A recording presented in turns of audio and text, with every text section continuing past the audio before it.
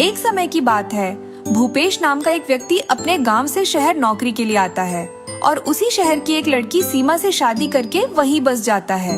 उधर भूपेश के माँ और बाबूजी गांव में अकेले रहते थे। भूपेश उनका एक ही बेटा था। एक दिन वो आपस में बात कर रहे होते हैं। भूपेश की माँ, सुनती हूँ कहाँ हो? ये मैं बाजार से साग तरकारी ले आया हूँ।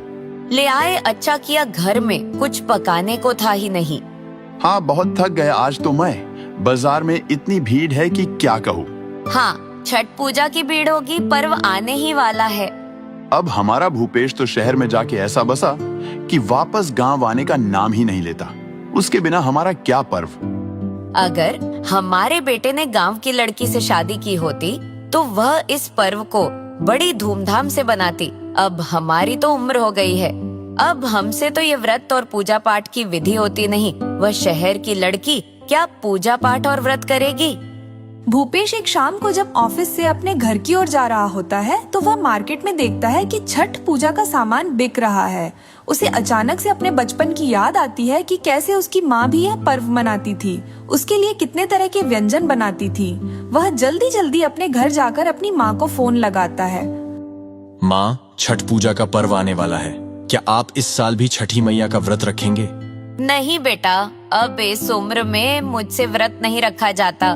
शरीर में कमजोरी भी बहुत रहती है और वैसे भी हम दोनों अकेले हैं। तेरे बिना तो सभी पर्व फीके लगते हैं।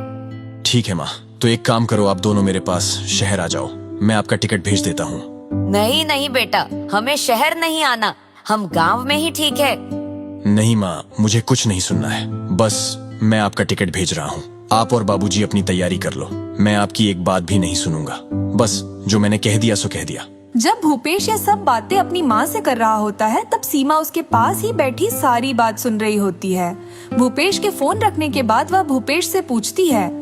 हो गई बात माँ से? भूपेश, एक बात तो बताओ, ये छठी मैया का व्रत क्या होता है और किसके लिए करते हैं? छठी मैया का व्रत माँ अपने बच्चों के लिए रखती है। जिन औरतों के घर में औलाद नहीं होती वह औलाद पाने के लिए यह व्रत करती हैं, और जिन औरतों के घर में औलाद होती है वह उनकी लंबी आयु के लिए व्रत करती हैं। हमारी शादी को भी कई साल हो गए और हमारी भी कोई औलाद नहीं है, तो क्यों ना इस साल मैं भी छठी मैया का व्रत रखकर देखूं?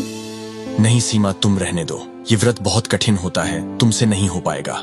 सीमा अगले दिन सुबह सुबह अपनी पड़ोसन के पास जाती है और उसे छठी मैया के व्रत पूजन की सारी विधि पता कर लेती है। वो पूरी श्रद्धा से इस व्रत को रखने का संकल्प लेती है और पूजा की तैयारी करती है। वो पूजा की तैयारी कर ही रही होती है कि तभी भूपेश के माँ और बाबूजी भी गांव से उसके घर आ जाते हैं और सीमा को पूजा की तैयारी करते देख बहुत खुश होते हैं। अरे, यहाँ तो छठ पूजा की तैयारी हो रही है।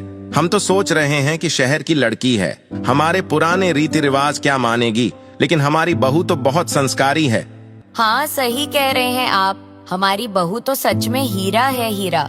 भूपेश के माँ और बाबूजी सीमा को पूजा करते देख मन ही मन बहुत खुश भी होते हैं और वहाँ सभी लोग मिलके छठी मैया की पूजा करते हैं, अर्घ देते हैं और सभी साथ साथ मिलके रहने लगते हैं। छठी मैया की कृपा से सीमा के घर एक छोटा सा मेहमान भी आ जाता है और अब वह हर साल छठी मैया का व्रत उपवास करने लगती है।